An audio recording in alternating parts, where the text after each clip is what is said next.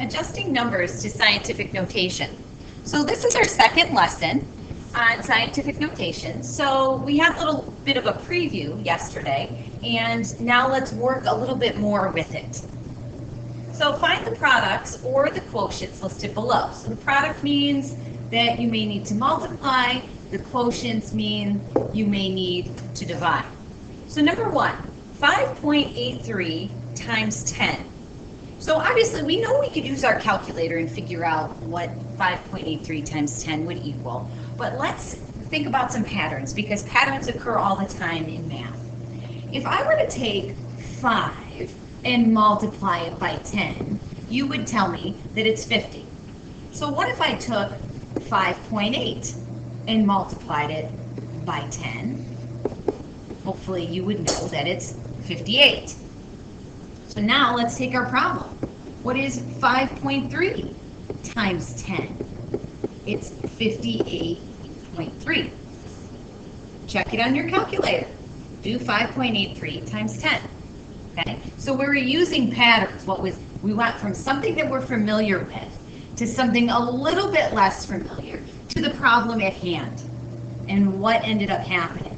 Okay? Think about where that decimal moved. Okay, where the decimal initially was, to now where it is, to where it moved to, once we multiplied by 10, where it initially was, to where it moved to when we multiplied by 10. So let's take that same idea and do number 2. So 489 times 100. So let's take 489 and multiply it by 10. Real basic. So 4,890.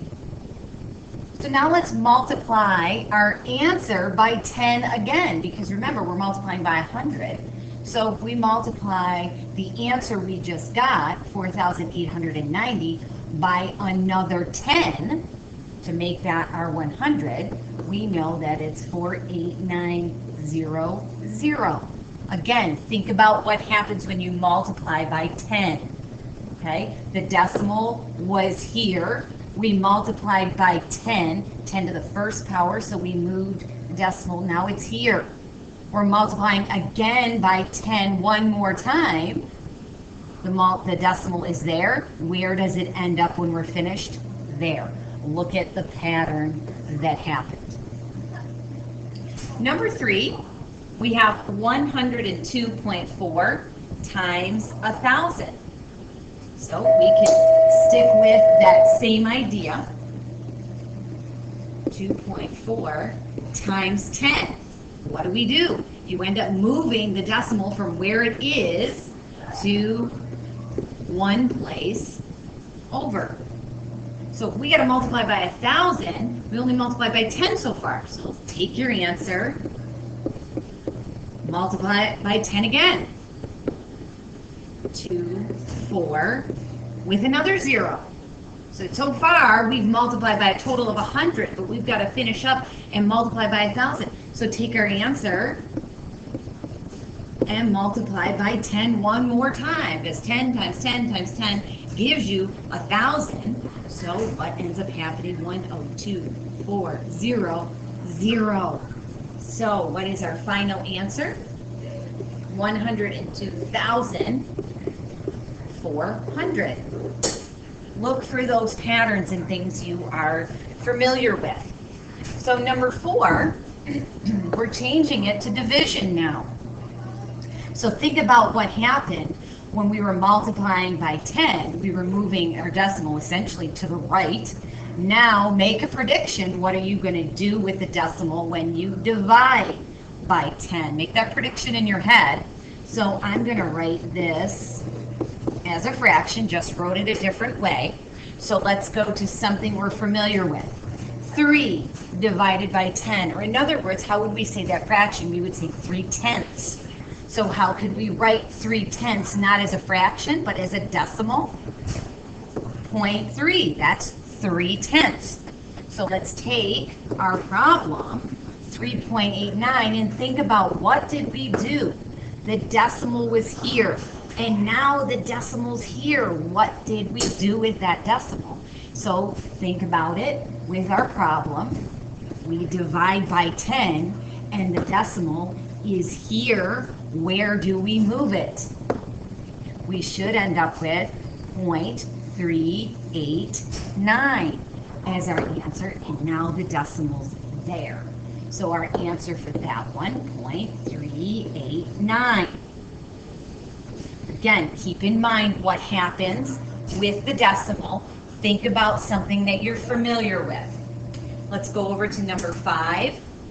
And now we have 993.5 divided by 100. So if back here in number 4, when we divided by 10, we moved the decimal one place to the left, if we're multiplying by 100, or excuse me, dividing by 100, I misspoke, we're dividing by 100, move that decimal, where it is right now, we're dividing by 100, move it 2 places. Move it twice, 0.395. Again, if you're confused, check it on your calculator. See that you get that 0.935. Taking it to number 6, and we're dividing by 1,000 now. Think about that. Think, where is the decimal right now? We are dividing by 1,000. So we need to move the decimal 3 places to the left. So when we move it, what's got to happen? Now I'm writing something. What did we do? The decimal is here. It was initially between the 2 and the 9, but when we moved it 3 places, we had to fill something in, so we had to fill in with those zeros. Right? Down to number 7. Rewrite each number below so it is in scientific notation. So scientific notation, we learned it has a coefficient and multiplied by a power of 10. So when I read this, 18.5, okay, that's my tens spot. So now we need to really think about our place value, tens spot. So when we talked about scientific notation yesterday, we know that our coefficient has to be 1 or greater, but less than 10. So it's got to be somewhere in between 1 and 10.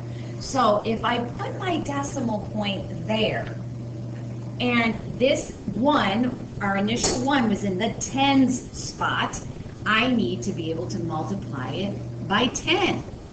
So now check that on your calculator. If you did 1.85 times 10, you should get 18.5. Look at number 8. What place is that 9? That is the hundredths place. So what is 100? If we know 10 to the first is 10, you also know that 10 to the second is 100. Let's go on. 10 to the third is 1,000. 10 to the fourth, 10,000. So keep those in mind. If we've got 9 hundredths, we know our coefficient has to be 9.573 times 10 hundredths. Okay, we've got to have those hundreds, and our 100 is 10 to the second power. Again, check it on your calculator. Type in your answer, 9.573 times 10 to the second power, and it should equal 957.3. Look at number 9. What place is that 8? It's in the hundredths spot. So with our coefficient, we know it has to be 8.1 times 10 to the what? What is hundredths with our power of 10? So let's write over to the side. Let's continue on. What if I wrote 10 to the negative 1? You know that's 1 over 10. 10 to the negative 2. That's 1 over 10 squared, 1 over 100. Continue on. 10 to the negative 3 is 1 over 10 to the third power.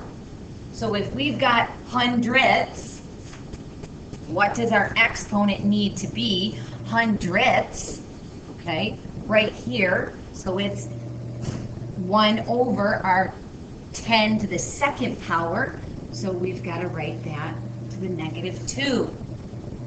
Number 10, try another one. What spot is that 7 in? Again, it's in the hundredths spot. So make your coefficient 7.7 times 10, and what represents the hundredths? Okay, go back here to the negative 2. Check out number 11. So we've got it in scientific notation. Let's go backwards. Okay, nope, we're not going backwards. We're just rewriting it. It's in scientific notation, but we need to rewrite it so it's written correctly in scientific notation. So we, again, go about it the same way. Let's examine that. So that 4, what place is that 4 in? It's in the tens spot. So when we rewrite our coefficient as 4.57 times, okay, some power of 10, let's hold that idea for just a moment. We said that was in the tens spot. So tens is just 10 to the first. And then what was in the original scientific notation? Times 10 to the 8th. Now, when you're multiplying, what do you do with like bases? You add the exponents. So we have 4.57 times 10 to the 1 plus 8 is 9. Now it's written correctly. There's our final answer in scientific notation. Let's go over to number 12. So in number 12, examine where that 8 is. It's in the hundredths spot. So let's rewrite our coefficient, 8.5 times 10. Hundredths is that to the negative 2. What was originally there with it? 10 to the 5th power. What do you do with your exponents when you multiply like bases? You add them. So our final answer, 8.5 times 10 to the 3rd power.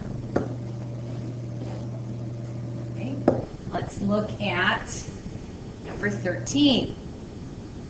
Okay, number 13, let's rewrite it. 5.821 is our coefficient times. But what was that 5? That 5, that's 5,000. So thousands, how do we represent thousands? It'd be 10 to the 3rd power. So we know we've got to have 10 to the 3rd to represent that 1,000. And then what was there with it? Times 10 to the negative 7. What do you do with the exponents of like bases? You add them. So your final answer, 5.821 times 10 to the negative 4th power. One more to go. You guys are doing great. Make sure tomorrow when you come to class that you bring some questions. So let's look at this one. Holy cow. What place is that 3 in? So tenths, hundreds, thousands, 10,000s. I think we need to expand over here. 10 to the negative 4 is 1 over 10 to the 4th power, which is 1 over 10,000. I think that's what we're going to need for this one. So make your coefficient 3.53 times 10, and we said that 3 was in the 10,000 spot, so that's to the negative 4, times what was there, 10 to the negative 4 again. What do you do with your exponents when you're multiplying like bases, we add them. -4 plus a -4 is times 10 to the -8. Excellent job. Go back, watch any problem that you need to watch again, star or put a question mark ones that you still need further explanation on, and bring those to class tomorrow. Nice job, guys.